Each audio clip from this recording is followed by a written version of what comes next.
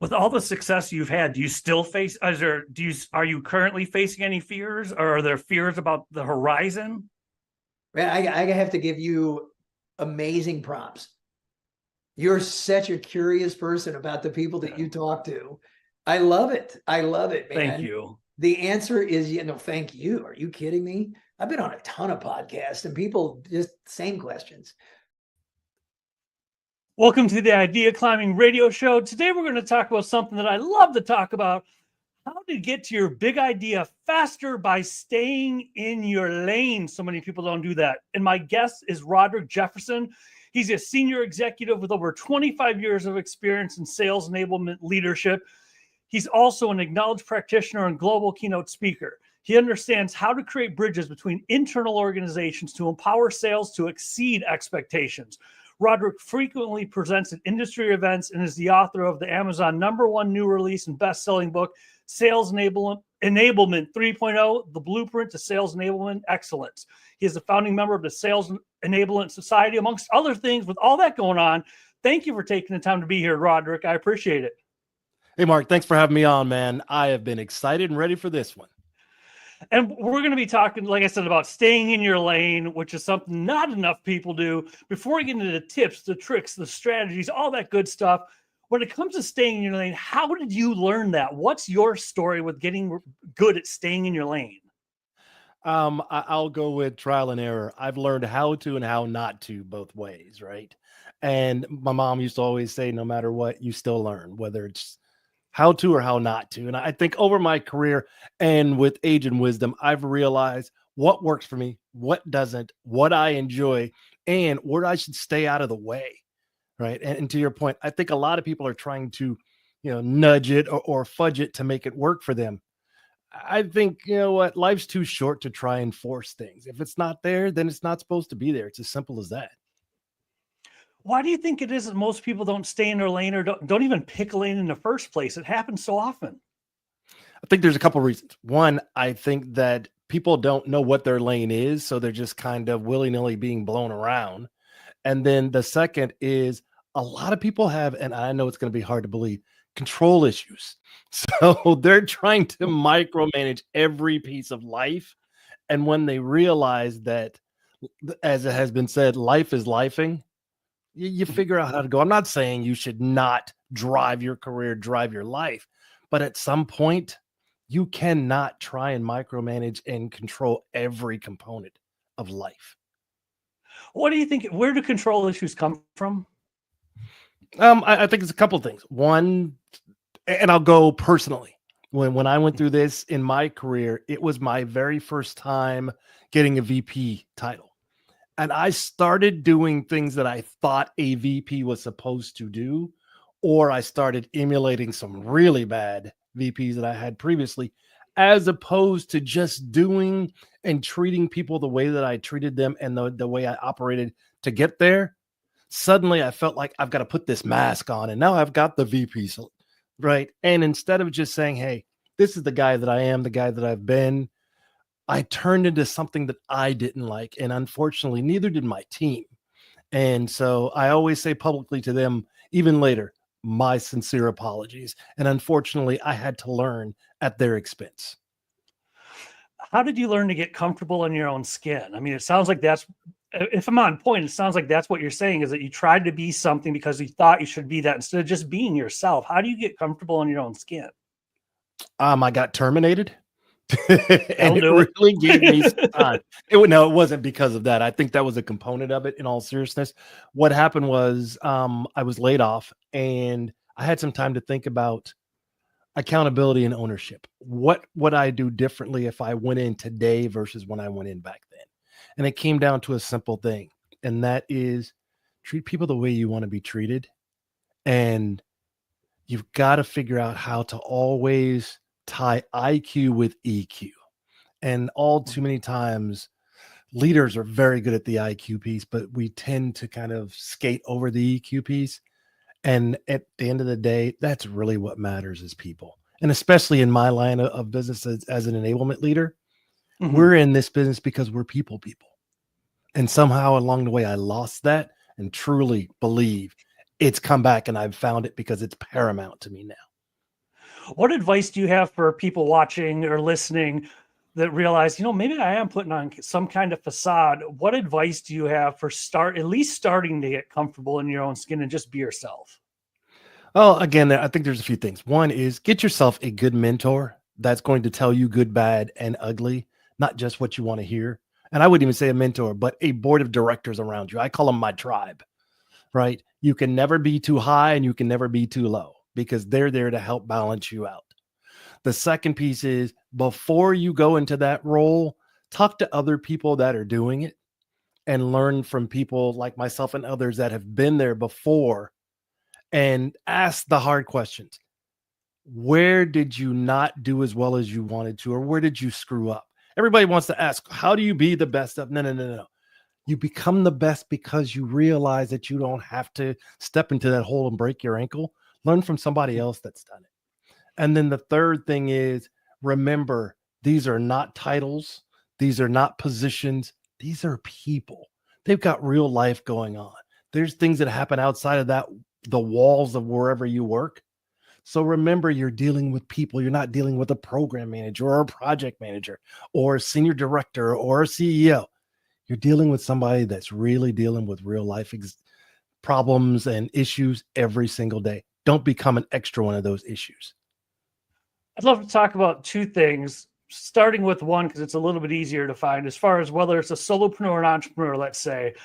You mentioned mentors, and that's something I'm extremely passionate about. I know it's so important to have at least one. How do you even go? How did you, and what advice do you have for people for approaching someone to even start a relationship like that?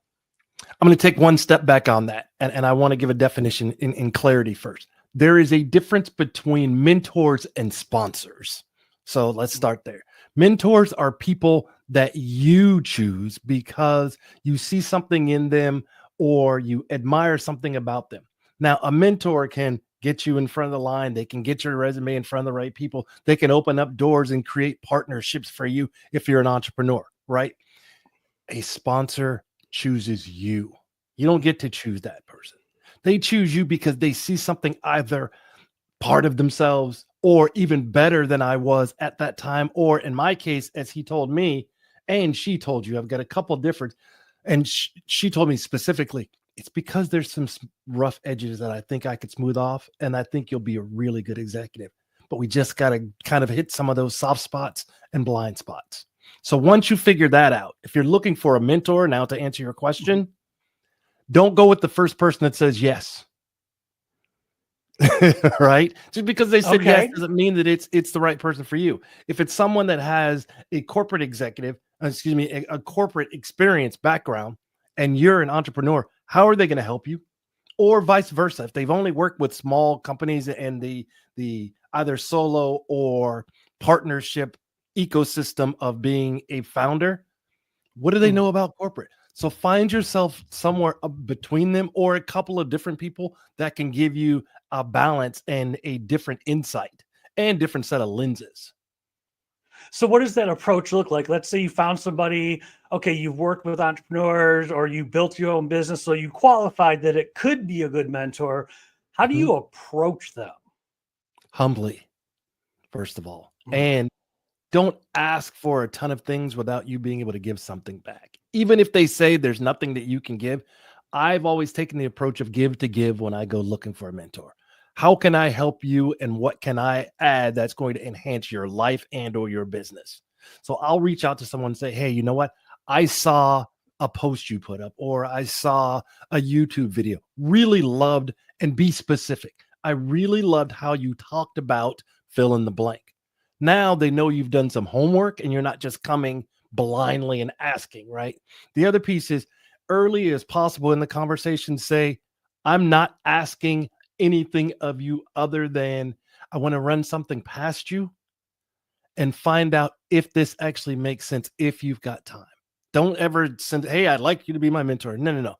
That is something that comes from a relationship, right? And you'll know as you start to talk and you'll feel whether or not it's the right fit. And they'll let you know too, whether it's body language, whether it's not responding to you, whatever it is. You can't force it, as I said earlier. And then once you do get that door open, make sure that you're always doing something, even if it's, I can teach you something new, fill in the blank, but you've got to have a give back. And I didn't say a give to get, but a give back, because I was always taught that you can't move forward, not unless, but until you give back. So on the bigger picture now, that's the mentor you mentioned. I love that you mentioned it. Can you explain? Because board of directors, I would imagine, could be formal, it could be informal. There's so many avenues you could take. What did you mean when you said have your own board of directors?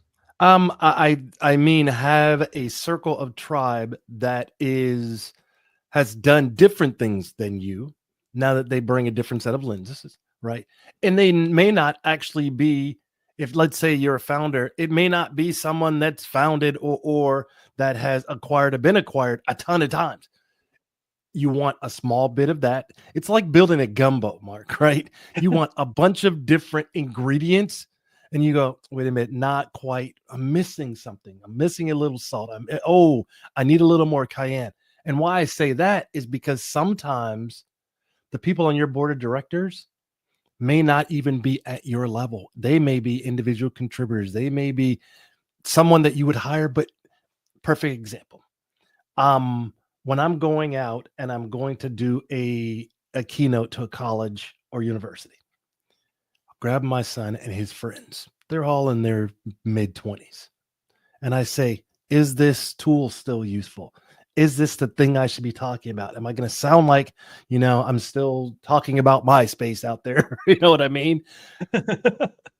Or how is IG being used now? How could TikTok be used differently? The videos that I have out, does that now speak and resonate to your age, or is it just the older folks like me? And so I get a chance to bounce things off, and then I move up the ladder, or sometimes I move down the ladder.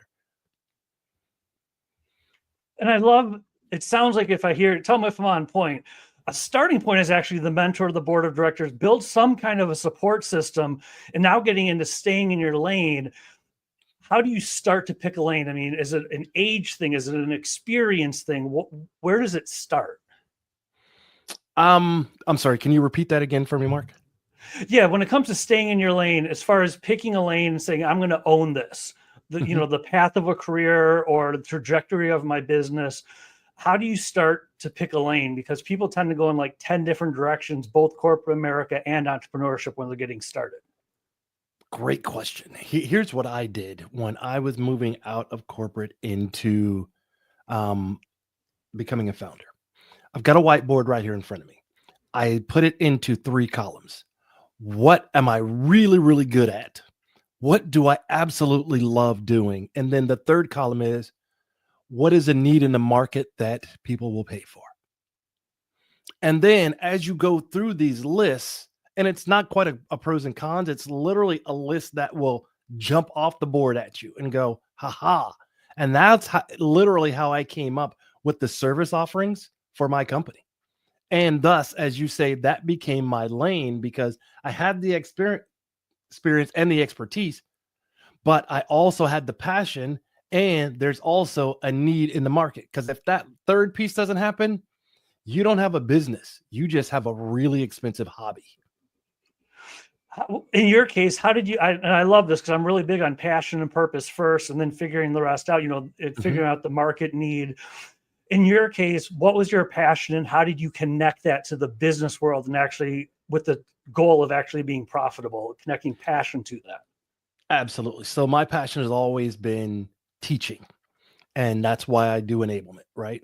And so I said, that's great that I can teach, but who needs it? Now I've got to figure out my ideal client profile, my avatar. Well, I had done enough in large companies to know that's not where I wanted to play. And then in all the research and the conversations that I'm having with my network, it was that mid-sized company. Okay, what's mid-size meant? In my mind, it meant between 10 and 100 million, right? Because above that, you've already got a me in-house. The other piece was, I didn't want to go somewhere where I was kind of locked in. I wanted to do it on a fractional basis, because they needed the experience and the expertise, and it could be 3-6 months, right? And also, I knew that from a service offering perspective, how long it would take to put these things in place, how long it would take for it to show an ROI, and how long it would take to really validate the metrics, because I had done it for 25 years. So what I said was, take me out of corporate and put me now as a founder helping these companies. Perfect example. One of the clients I was working with, they had no enablement at all. I wrote the job descriptions. I helped them interview. Then I helped them build out the entire programmatical approach to enablement, right? And it's not training, but we're talking about true productivity and metrics and revenue-based activities. So that's one. Another was they had an enablement team, but they needed to up level. I said, okay, great. Let's do an assessment, figure out where the soft spots are, and then I can help you to fill those out or bring the right individuals. The third piece was, I have a strong partner ecosystem where you need this from me, but what about your partner side? What about your marketing side? I've got folks that can come in that we've already worked together. So you don't have to worry about, like Jenga, all of the places fitting together, right? We literally puzzle with each other. So at the end of the day, it was really about how could we help life be easier for the stakeholder, but at the same time, how could we do this in a time efficient coverage area? And then say, not only we're going to show you how to do it, we're going to be there to grow as you grow, and we're going to put the metrics in to validate the ROI that you're putting in place for the investment that you're making. It's hard to say no to that. I love that. I really want to learn more about this. You mentioned partner ecosystem, which means whether inherently, and tell me if I'm on point with this, inherently or accidentally, or intentionally or accidentally, you're not a lone wolf. You're not trying to be the end all be all solve all. How do you talk more about what a partner ecosystem is and how did you build yours? Yeah. And notice I didn't say I have partners, because I've seen all too many times, especially when you're a solopreneur or you're a new founder, people say, hey, let's sign partnership agreements and referral agreements. That's not a whole lot other than useless paper until you really have something viable. The reason I say partner ecosystem is I have literally 3 categories. One is strategic partners. Another is partners that only do training and coaching. And then the third category are sales recruiters, sales recruiting companies. Because why? It's symbiotic. If they're hiring people for their sales, guess what? They need people to enable. As I'm enabling, I'm now talking to leaders, so I know when they're moving around. I know when a lot of the sales folks are looking to move and change. So we literally, once again, we connect like a puzzle. And then you also don't get that, one trick pony, as we used to say, right? You're not just there to do one piece. You now become woven into the fabric of that company. And it comes down to trust. And I'll say it again, it comes down to trust, Mark, because if they don't trust you, they're not going to talk to you. If they don't talk to you, they're not going to buy from you. So show them what you're doing to make them bigger, faster, and stronger. And with case studies and testimonials where you've done it before. So they're not hoping, and you know how I feel about hope. I'll talk about that one in a second, right? They're not hoping that you're going to make this work on their dime, because to me, I think hope is not a strategy. Oh, that's just throwing something against the wall and using the word hoping for the best. And then you mentioned trust is one thing. What criteria do you have for, as you're building these partner relationships in the ecosystem?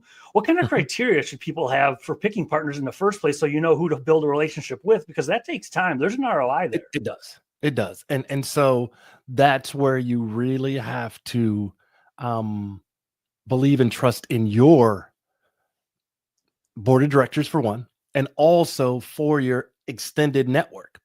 LinkedIn's great, but I'm also in a number of different organizations. So I know who's really good. Who are you working with on this piece? Did you work with this piece? And how did that project go? Come on now, wink, wink, tell me the truth.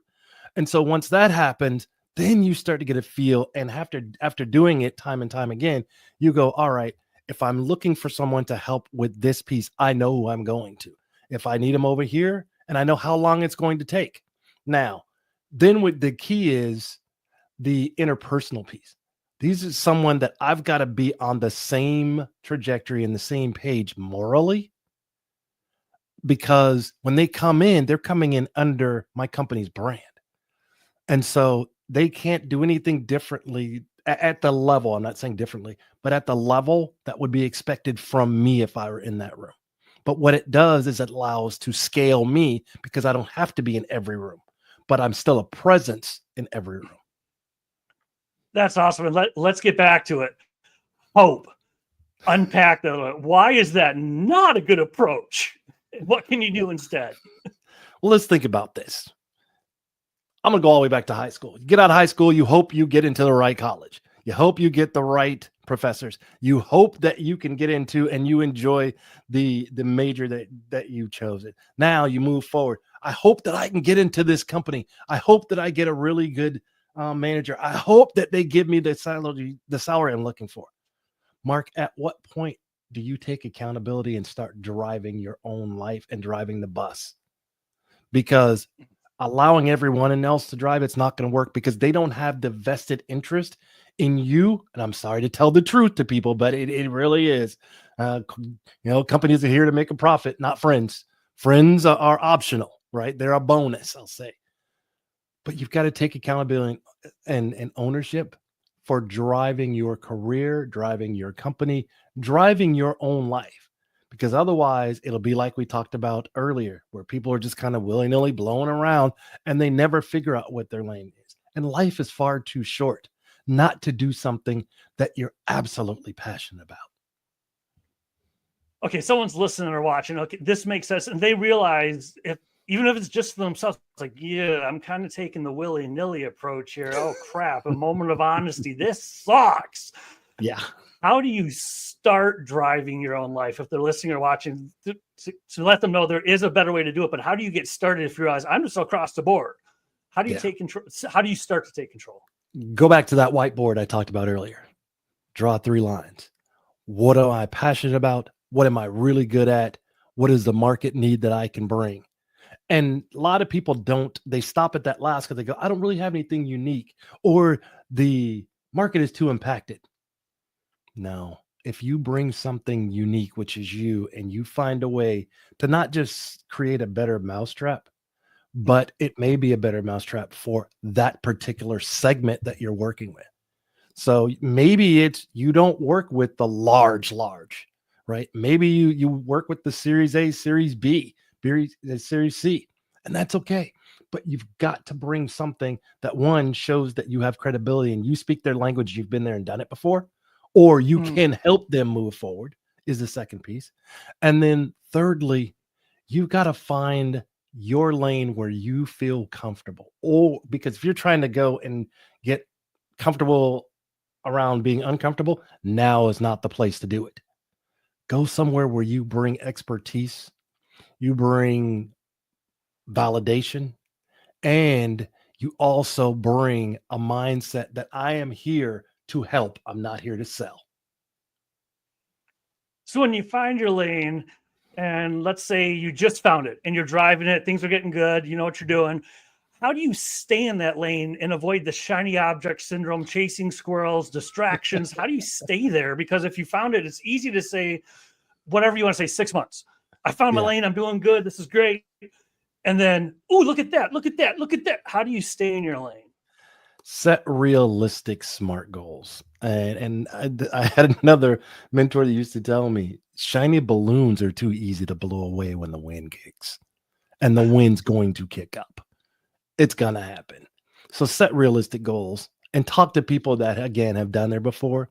If you think you're going to kick your business up in 6 months and you're going to go and take over the market, you're foolish, right? It could take a couple of years for it to really kick in. But what you have to have is realistic markers along the way to either say, I am progressing forward, or I'm moving backward, because there's no standing still in business.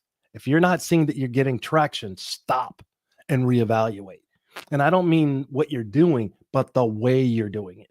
Maybe you're doing it the way it used to be. Maybe the market has shifted. You've got to do research, and you've also got to do one of the easiest things on the planet, Mark. And that is informational interviews of people that are already doing it. Because you go and ask someone, how did you do this? Fill in the blank. Oh, they're going to blah, blah, blah, blah, blah, and give you everything you want to know. The hard part is getting to them sometimes. That's where you start using your network, right? Because your network will determine your net worth, as we know.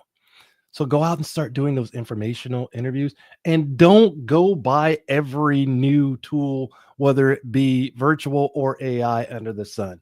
Just because someone says this is great over here. And I tell my clients all the time when they're building out their tool stack, that's great that your friend's company did this. You guys don't do the same thing, and you're not at the same point of maturation. So start with free tools first, try them, test them, validate them, then again, write out what you want to do and what success looks like, and then start buying the tools and the processes and the programs and the platforms as a reverse engineer process to get you to that end state of success. I love the information interviews. That's the story of my life. When I refocused as far as B2B service offerings, informational interviews were abundant. If someone's not used to doing them, let's start with approaching somebody for an informational interview. What does that approach look like? Because you're asking for someone's time. How do you approach people for informational interviews? Transparency, first and foremost. And that is, hey, again, I've done my research. I've seen you, blah, blah, blah, blah, blah, fill in the blank. The other thing is, I'm looking to maybe not follow in your footsteps, but I'm looking to do this thing, whatever that thing may be, right? And before I go and jump off the diving board, I want to make sure there's water in the pool. Would you be open to 15, 20 minutes? I don't need an hour. All right. To just bounce this off of you, and please stop. And I've got to say this to people. Stop saying I'd like to pick your brain, because inherently there's only a win for them, not for the person whose brain is being picked. So kill that language and be honest. Say, hey, here's what I'm looking to do. Can I just grab 15 or 20 minutes to talk through some things, not even bounce things, but to talk through, and it won't be more than 2 things. I don't have a laundry list. Mm-hmm. Could I just have that piece? What is an informational? Could you unpack that a little more? Is it, do you ask certain types of questions? What is an informational? Once you get accepted, what does it look like? The informational interview should be good, bad, and ugly questions. It can't just be unicorns and rainbows. It is, when you've done this, how did it work? If you had a chance to do it again, would you do anything differently? If so, what would you change? Who else would you include in this, in your partner ecosystem? Did you realize that you had the right or the wrong board of directors around you? Also, what's the biggest mistake that happened that you weren't prepared for? That hit you like a Mike Tyson blow, right? And they usually laugh and they go, oh man, let me tell you about this time when. Because what you've learned is, how do you not step in that hole again and break your ankle? Right? And if it goes past that 15 or 20 minutes, always do a time check at 15 minutes. Hey, I asked for 15 minutes. I appreciate it. If you still got time, I'm open to talking. If not, I absolutely appreciate it. You know what that says to them is, you're appreciating their time and you're valuing their time. If they let you go and you wind up talking a half an hour, now that door is generally open to, thank you for today. I really appreciate it. Would it be okay if I reached out periodically? I'm not talking about every week. We don't have to do it every Thursday call. But if I reached out periodically as things come up, would you be open? And most people say, yeah, not a problem at all. Or, hey, could we put something on for 2 months from now?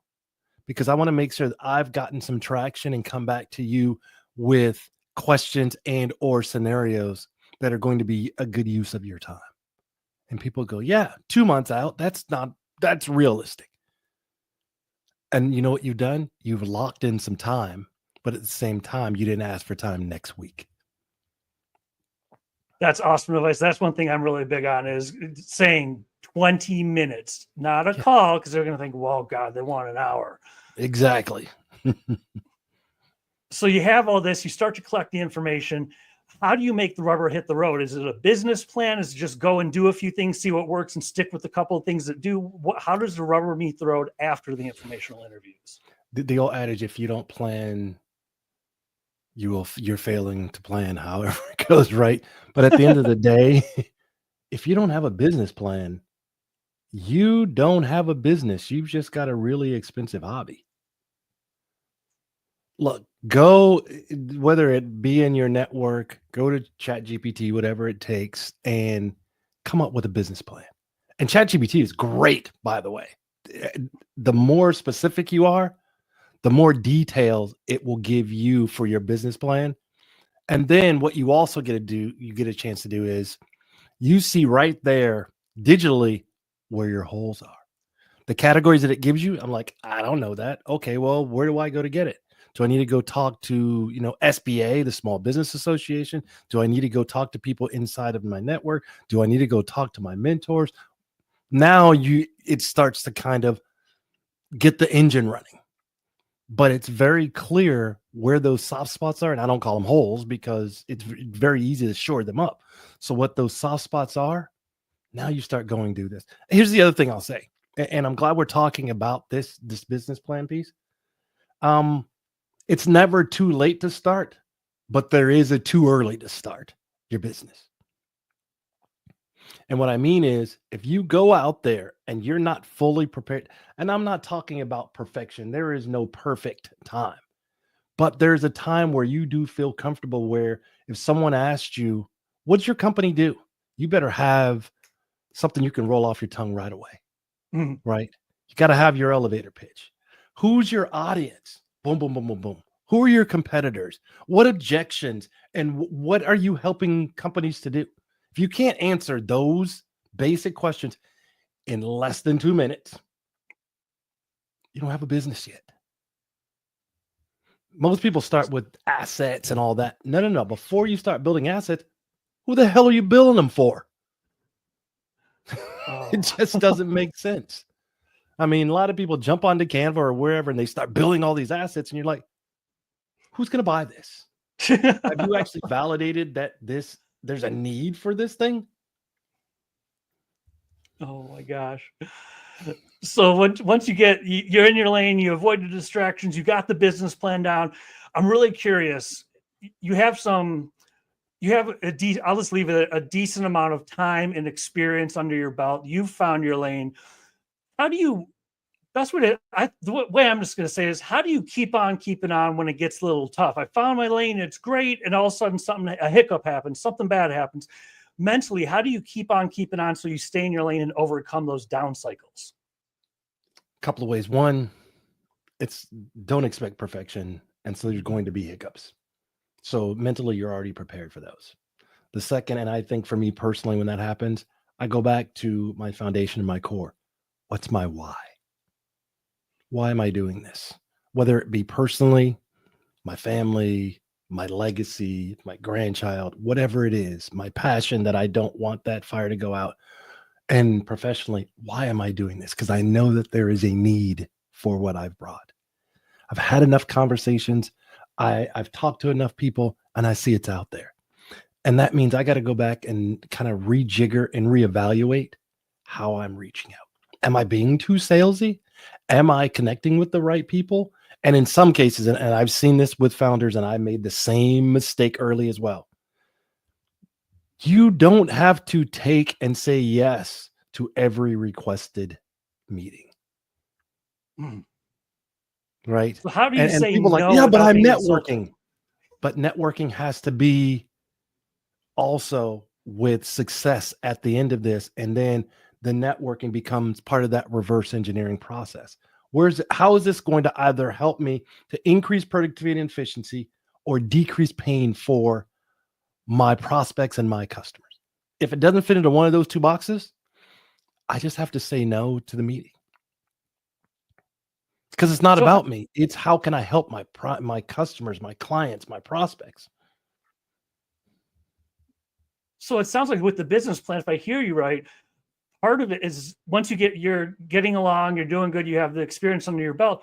knowing what to say yes and no to, being self-confident to know this is a fit for me. It's not, because I know my business so well. I know what to say no to. Would that be right? 100%. And it's also how you determine who, what, and why certain companies will be in your partner ecosystem or not in, because you've done the hard work up front. You've got that body of work already now, and you have to be steadfast and not be swayed when the winds blow. Because like I said earlier, wind's going to blow. It's going to happen. Look, as a founder, I've realized after doing this for 7 years now, every day is not unicorns and rainbows. Some days it's really hard. Some days you're like, why am I doing this? Is it getting anywhere? And then out of the blue, something will happen. You'll go, I always equate it, Mark, to golf, which I'm not very good at. All right. But what I mean by this is you can be having a bad day on the front nine. You still got a back nine to go. Or you get that one perfect swing and you hear that ting, and you're like, all right, I'll give it 2 more holes. Because you're constantly searching for that piece, right? The same thing as entrepreneurs. Being an entrepreneur is a lot of things. Easy is not on that list. Not at all. So if you think that you're jumping in and you're going to take off right away, you may, but more than likely you won't. It's going to take time. You've got to build it. You've got to nurture it. You've got to plant the seed. You've got to water it. You've got to nurture it. You've got to fertilize it. But when you get that beautiful crop that shows up, you're like, that's why I did all that. And now when you do it, how do I replicate that? With testimonials, with case studies, with video testimonials, now with assets. Now you've got something that says, I did not only been there and done it successfully, and I've got the ROI and the company that stands with me, behind me, and would be open to share that with you. That is awesome. And I mean, we have covered so much ground in such a short period of time. Thank you. Everything we spoke about is with regards to finding your lane, getting in it, staying in it, the tough times. If someone listening or watching right now is like, okay, I get it. You know, I want to find my lane. I want to do what you said. If you're to say, as far as staying in your lane goes, to get closer and get there to your big idea faster, if you were to say reinforcing something you said, or maybe something we haven't touched on, God, at least do this. At least do this. What would you say? Do your business plan. Do your research. Make sure you've got good people around you that aren't only going to tell you what you want to hear. And then don't search for perfection, because there is no perfect time. There is no perfect process. There is no perfect anything. And if you remember anything, remember what I'm about to say. When you're out talking to people, stop giving presentations and just start having conversations. That is beautiful. And if people want to find you online, what's the best place, or places, if case may be, where the best place or places to go? Thanks for that, Mark. I always say, if you can't find me on social media, you're not really looking. Right? Because so you can find me on LinkedIn at Roderick Jefferson. You can find me on Instagram, Roderick_J_associates. You can find me on Threads and IG at the same. You can find me on YouTube at Roderick Jefferson. If you can't remember my name, you won't be able to find me. Or you can hit me. Thank you so much. And I know this is going to be a hard one, Mark. RoderickJefferson.com. Oh, you got it. Good. You got the .com. Yes, I did.